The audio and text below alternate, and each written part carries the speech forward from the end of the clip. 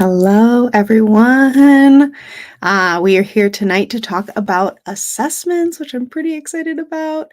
I know it can be kind of scary and daunting to go through all the assessments, so I just want to clarify some of these things and break it down really simple for you to hope that this will not need to be difficult for you in order to, like I said, pick the assessment that your students need and potentially even, feel more confident in your ability to administer some of these tests. So, we're talking all things assessment. So, if you have any questions, if you're just hopping on, if you want to chat, just let me know and just drop the question. Let's see, I'm seeing an error here. Just making sure I'm connected in all the places so that everybody can find this. Seems like we're having issues on Facebook. So if you're jumping in on Instagram, on TikTok, on YouTube, just let me know that you're here and say, hey. And let me just try to see if I can connect this error here. Sorry for those of you that are here and waiting and ready. Still having an issue. Okay. Trying to see. Schedule for later. Let's see if I can just press save changes and try that again. Okay. If not, I'm just going to keep going. Worst case, it doesn't end up on Facebook. I'm sorry. But we are talking all things assessment here. I know I'm already 2 minutes into it, so sorry. Let's get started. If you're here to talk more about assessments or learn more about assessments, this is something you can go back and reference at another time. I also have lots of different videos coming on YouTube that are going to explain a little bit more about each assessment and how I would use those things with special education students. So if you're here and that's your jam, just say, hey, just so I know you're here. But I'm going to share some of my favorite assessments for self-contained special education classrooms and talk why I use these ones specifically and what I really do enjoy about them. So the first one that I want to share is this basic skills checklist. It does come in a book. You can find this one on Amazon, which is super awesome. It's the basic skills checklist by Marlene Brittenbach. So it is a book that you would get. I just happen to have a printed version of it. And it is just a checklist. So this is great for the beginning of the year, working with a new student. Maybe you're not as familiar what's going on with it. It is just a basic skills checklist. I will talk more about high school assessments. I see I have a question here about high school assessments. This one, again, is more basic skills components. But I do have a good high school one later in the live here. So, but this is even just colors, shapes, telling time, identifying money, picture to picture, object to object, all of those things. So again, this is the basic skills checklist.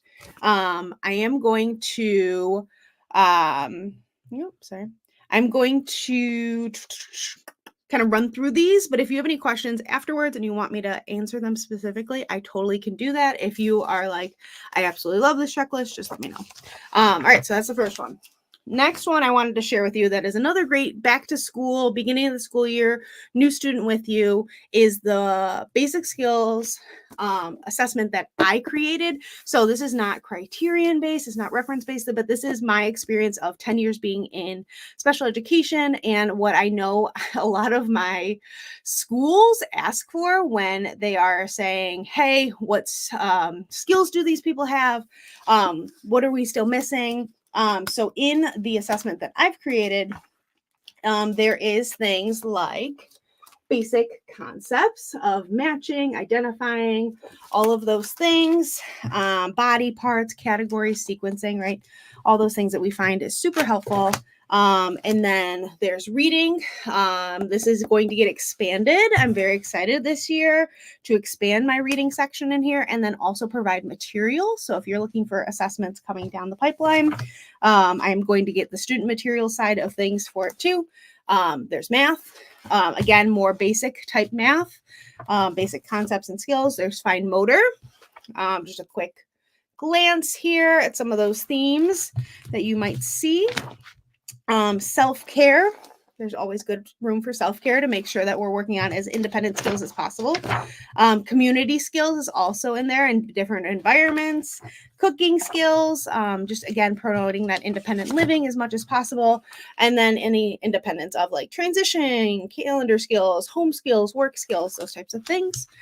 So that's all in there as well. And then there is some social emotional things too, which is really cool to be working on things like interacting with peers, managing your own emotions, coping strategies, those types of things. So if that's what you're looking for, this is in my Teachers Pay Teachers store.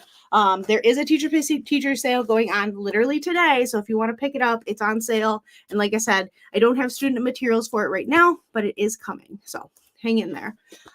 So that's a good, again, just a checklist of things to kind of go over. If you want more information about that, just let me know and I can make sure to get you a better like YouTube video or something to kind of go through what's in there. So let's get into the actual like criterion referenced assessments that many of us already know, but maybe are just not quite understanding. So what I love to use in my experience as a teacher is the ABLES and the AFLs. So it's the assessment of basic language and learning skills and the assessment of functional living skills. So those are like sister tests to each other. My rule of thumb is the ABLES is like the lower grades. That's more of like birth to 12 years old is usually where I'm at with that one. And the AFLs is 2 years old through adulthood or through the lifetime. So this could be a high school assessment as you're looking for one. AFLs definitely works on a lot of that independent living. There are various tests or assessment booklets that you could use. You could do independence, home skills, school skills, community skills. There's lots of different ones. There's like 7 different ones. I usually try to stick to school, home, and community, or school, basic skills, and community, depending on the student. But this is what that would look like. So ABLES and AFLs is set up very similarly. It's got this like lined chart, and based on how many they get correct, they would have some type of bar colored in. And that is based on, let's say, let me go back to something back here. Great. This is your chart they would look at. So I would look at the skill of what it is. So like for this one, asks to go to the bathroom. Does the student is the student able to communicate that they need to go to the bathroom? Either asking words, and then there's a scoring part on it too, which is kind of nice. Communicates the need to go to the bathroom in familiar and unfamiliar places, or communicates the need to use the bathroom in familiar settings. So again, that's how you grade it and score it, and then you kind of get to see progression over years, which I really do like. So each color that you would color it in could be a change in their progression. So like red might be this year, next year might be blue, the year after that might be green. So it's really kind of nice to see the progression and see the progress that is being made because it's like right in front of you. So that's ABLES and AFLs. Both of them look very similar. ABLES is just the like younger grades of that. So again, if you have any questions, you are welcome to comment and I will get to them as quickly as I can. I have 2 more assessments that I'm going to go over. Yep, that is correct. And then I'm just going to end it here because I know there's lots that I could be talking about, but I could be here for an hour and do that. And I don't want to waste your time. So the next one is a big one is the VB map. You might be very familiar with it. What I like about the VB map is it is criterion referenced. It was created by a BCBA. It is specifically for students with autism. So if you're working with autistic students, then this is the way to go. It is the like language, verbal behavior milestones is what it's really for. And at first glance, it is very daunting. There's the milestones assessment, which is 0 to 18 months. Developmentally, typically is where we're kind of at with that. And then 18 to 30 is their second layer. And then the third layer is 30 to 48 months, which is here. It's in blue. So they're nice color coded, which is really nice for my type A brain, of where I need to be. There's also the transition assessment that is a part of it. And then there's a barrier. So if your student is even below what they're calling level 1, that 0 to 18 months progression, there's a barriers assessment that you can give to share more information about what might be impacting them to access this test or access their education. So that is VB Map. Again, I know there's lots that I could go into about VB Map.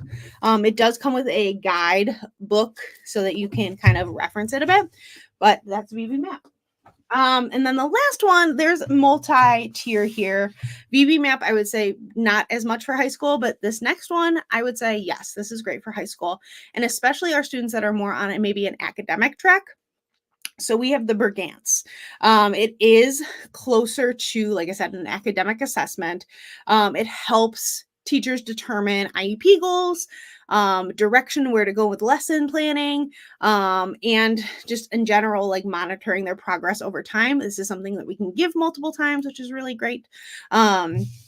So you could start with something of like the early development one, which again is pretty much like early stages, early development, colors, visual discrimination, pictures, vocabulary, that kind of stuff. And then after that, there's a life skills inventory that you could do as well. Again, this is more maybe functional. It's identifying like fruits and vegetables, measurement tools, whole numbers, body parts, that kind of stuff. So traffic signs was a part of it too. So I guess you could be using this with transition or high school age students as well. And then there is a basic skills as well for that one. If you're not looking for more academic, but you want something different, there is that one. And then, here's another yellow one. And then the one that I'm most familiar with is this ELA and math one. So this is the scoring booklet. It does come with a giant packet or a giant book of like student materials that you can flip through and give the assessment. But this actually tests up to 9th grade abilities, which I do really like the variety in it. If I do have students that are maybe working on some higher level skills like, translates and simplifies numeral expressions. If anybody knows what that means, go ahead and comment. But things like that, it does have like inequalities, translations, composite figures, congruent figures. So maybe some higher academic things that some of our students may be working on. It does have some functional stuff in it too, but the best part is like, you really don't have to do all of the formal assessment or the full assessment for all of these. But this is a great start if you're looking for some ideas of assessments to buy. So talking about buying. So like I said, that life skills checklist is that first one that I talked about, or the basic skills checklist. Basic skills checklist. You can find that on Amazon. I think it's like $30. Not bad. Something to start you with if you're really looking for something. The basic skills assessment that I created is on my Teachers Pay Teacher store, so that's where you can access that. VB Map and ABLES and AFLs are on like websites from people that like actually created it and published it. So like that's where you need to buy it. It's not like sold on Amazon. Don't buy it on Amazon because all of those tests are like thousands of dollars or hundreds more than what they should be. I think most of those tests are anywhere between like 45 to 75. So again, if you're buying it out of pocket, please don't do that. Try to get your schools to buy it if you're looking for that. And then Bergantz, the same thing. It's hundreds of dollars. So because it does come with a lot of materials. So I hope that helps, just kind of breaking down some of the assessments that are most common that you might be using for just baseline, or if you're looking for something to do as a 3-year evaluation. Hopefully this was helpful. If you have any questions, you are welcome to send me a message, comment here, and I will get you as many answers as I can so that you can use these assessments in your classroom too.